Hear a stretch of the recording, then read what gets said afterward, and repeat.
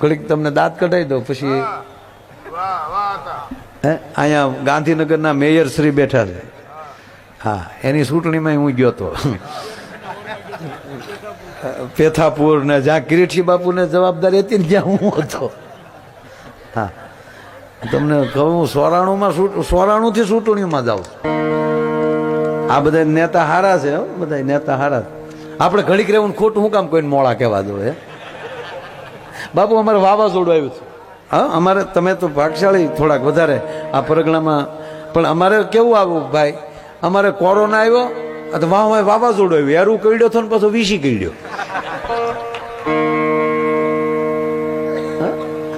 બાપુ અમે વાવાઝોડા વિસ્તારમાં બધે આપણી રીતે ખૂબ ગયા.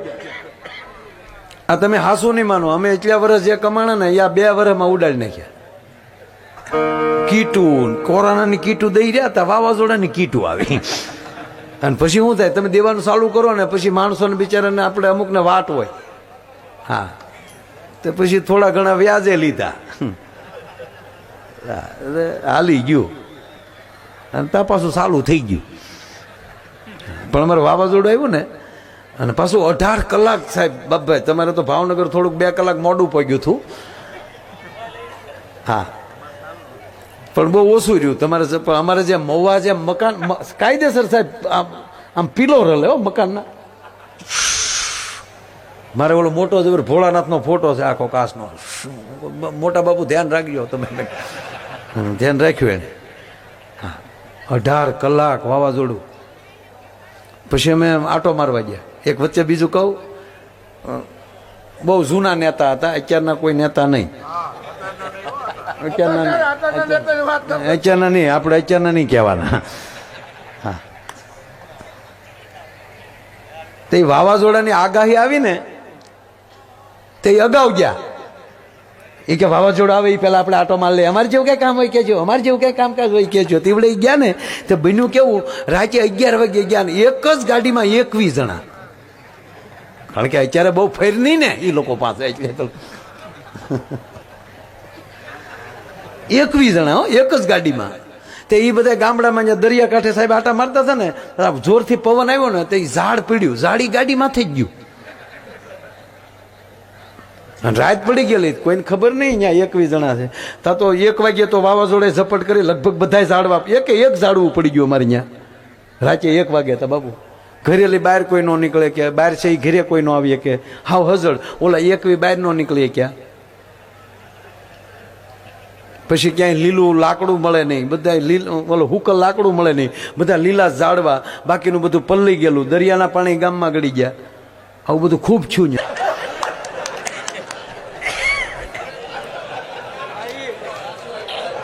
તે તમને કહું કિરીટસિંહભાઈ, આ જોક્સ મને બહુ ગમે. તો ઓલા પછી હવારે સાહેબ જોયું ને તો ઓલા ગાડીમાં દબાઈ ગયેલા. એટલે ગામ બહુ ભાગશાળી ગામ હતું. આમ બધા દયાળુ માણસો. ઓહો, આપણા ગામના ઝાપામાં 21 જણા. અગ્નિ સંસ્કાર કરાવી તો સ્થિતિ હતી નહીં, એટલે કીધું કે આપણા 21 ને સમાધિ દઈ દે, એ બાને કાયમ વાવાઝોડાની યાદી આપણા ગામમાં રહે. તે 21 ગામને સમાધિ આપી દીધી. 15 દી પછી તો બધું ખુલ્લું છું, સહાય બધાને પૂરી જે કાંઈ મળતું હતું બધું મળવા મળ્યું. અને અધિકારીઓ આની તપાસમાં આવ્યા કે 21 ગુજરી જાય તપાસ કરો. એટલે તપાસ કરી ગામના 500 જણાને ભેગા કર્યા. કારણ સમાધિ દીધી ત્યારે કેટલા હતા? કે 500 હતા, આખું ગામ હતું. કે પણ 21 મરી ગયા હતા કે ના? એમ તો 2-3 જણા એમ કહેતા હતા કે અમે જીવીએ છીએ, રહેવા ગયો, અમને જીવીએ છીએ, રહેવા ગયો. પણ અમારા ગામના વડીલોએ કીધું કે નેતા તો બોલતા હોય, હાસુ ન મનાય, આપણે આપણું કામ કરો. એ તો બોલ્યા કરે, એનું આપણે હાસું. આ તો આપણો ધર્મ છે. આપણે અમુકે તો શીપીર્યું માથે મૂકી દીધો. પ્રિય બોલવું સદંતા દાતારી સુરપંથ, એતા અભ્યાસા ના મિલે હો તો બિના કૃપા ભગવંત. પણ જેની અંદર મોળું ઓહાણ હશે, વાત આ છે સાહેબ, જેનામાં મોળા ઓહાણ હશે એ કોઈ દી આગળ નહીં વધી શકે. ડરપોક હશે એ આગળ નહીં વધી શકે. જંગલનો રાજ, જંગલની અંદર સાંભળી લો, હાથી જેટલી તાકાત સિંહમાં નથી, હાથી જેટલો વેઇટ વજન સિંહમાં નથી, જીરાફ જેટલો વજન સિંહમાં નથી, ભેંસ જેટલો વજન સિંહમાં નથી. એવા તમને 50 પ્રાણી નામ આપું કે સિંહનો એટલો વજન કે એટલી તાકાત નથી સિંહમાં. પણ છતાં જંગલનો રાજા સિંહ કહેવાય છે. શું કામ? એમાં કાળજું છે, એમાં કલેજું છે. એક ત્રાડ નાખે ને તો હાથી કરીને બેસી જાય. ઘણા હોય વજન વાળા, પણ આપણે હામો જઈને શું છે, કાંઈ નહીં ભાઈ, હું તો આમ તો લીધો. સદગુરુ કાળજું છે. હાવજ જે બોલે છે, હાવજની નણકમાં ઓમ ઓમ, આ ઓમનો નાદ છે. અને જેની પાસે બહુ ભજન હોય ને, એની પાપણે ધીરે ધીરે બંધ થતી હોય ને, એની પાપણે ધીરે ધીરે ખુલતી હોય. અને જેની અમારા ઘરે આમ આમ એની ઉપર બહુ ભરોસો ન કરવો. ઘણા નેતા જોઈને આમ આમ કરતા,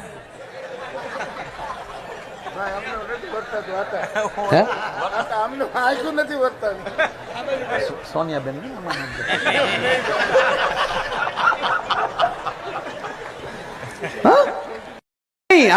હાવજ. હકીકત કહું સાહેબ, આમાં હું જંગલમાં ખૂબ હું ફર્યો છું.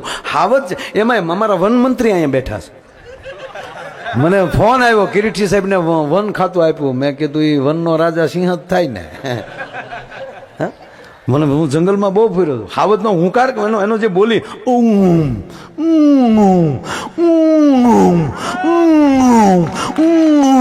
એની નાભીમાં લઈ આવતો હોય ભાઈ. એ બોલતો હોય ને ત્યારે કૂતરા એમ નહીં, એ ગળેથી બોલતો હોય. પણ હાવજ બોલતો હોય ને, તમે ફોટામાં જોજો, વિડીયો જોજો, એની નાભીમાં લઈ એનું પેટ અંદર જતો છે, ઓમકાર થતો હોય. અને જે આ દેશનો ઓમકાર નાદ કરે ને સાહેબ, એનું કાળજું મજબૂત થાય. સંત ફકીર ઓલિયાના નામ ઉપર જે ઓળઘોળ થતો હોય ને સાહેબ, એનું વજન કાંઈક કાળજું મજબૂત થાય. મહારાણા પ્રતાપને એનો ગુરુ રાઘવેન્દ્ર દાસ ન મળ્યા હોય તો એનું કાળજું મજબૂત ન થઈ શકે. અરે મહારાણા પ્રતાપ તુલસીદાસજીના ચરણોમાં જઈને એમ કે મને દીક્ષા આપો. અને તેથી સંત તુલસીદાસ એમ કહેતા હોય, ગાંડા અકબરે મને જેલમાં પૂર્યો થો, હું ભજન કરું એને નથી ગમતું. અને અકબરની કચેરીમાં જેથી સંત તુલસીદાસને લાવવામાં આવ્યા, કીધું કે નમન કર. અને તેથી તુલસીદાસે કીધું, નમન હું એકને જ કરું છું. આપણે તો ભારું કહેવાય, જીવ માત્ર ભાયું હોય, હું તને નમન ન કરી શકું. કાકાને જેલમાં પૂરો, જેલમાં પૂરો એ કીધું સાહેબ. અને અડધીક રાત થઈને જેલમાં, તેથી દુનિયાના તમામ વાનરો દિલ્હી ફરતા ઘૂઘવાટા નાખતા હતા. સત્ય ઘટનાનો પ્રસંગ. અને ત્યારે એની બેગમે કીધું અકબરને કે આને છોડ ન કરા, વાંદરા મારી નાખશે. અને સાહેબ રાતોરાત એને છોડવા પડ્યા. અને પછી પ્રતાપને કહે છે તુલસીદાસ કે બધાય માળા લઈ લેશે તો ભાલા કોણ લેશે? જા પ્રતાપ, तुम चित्तौड़ जाओ, मेवाड़ जाओ, तुम भाला लो, तुम्हारे लिए माला हम रखेंगे. એમ જેને જેની પાસે ગુરુ મહાન હોય, ઈ જ મહાન હોઈ શકે.